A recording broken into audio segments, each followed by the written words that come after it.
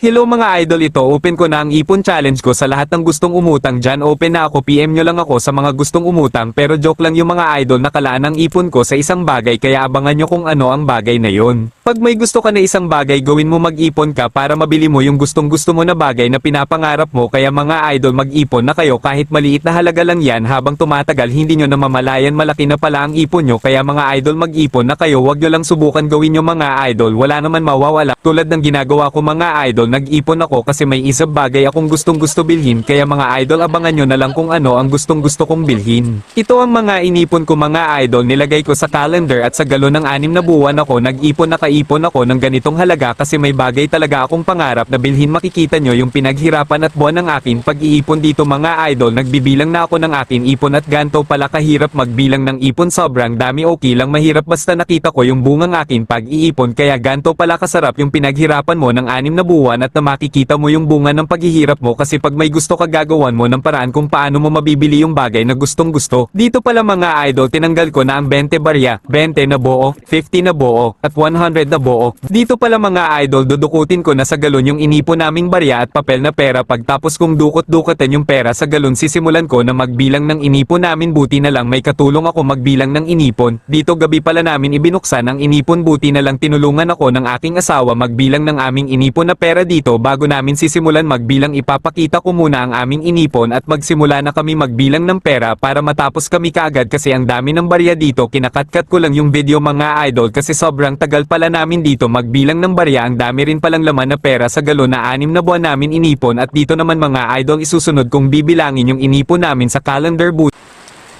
Mga idol, isusunod kong bibilangin yung inipon namin sa calendar. Buti na lang wala itong kasamang barya. Kung may kasamang barya siguro natagalan ako sa pagbibilang. Nahirapan lang ako magtanggal sa calendar at pati sa plastic dito. Mag-isa lang ako nagbibilang ng inipon namin, hindi ko kasama ang aking asawa dahil nagsundo siya sa anak namin sa school.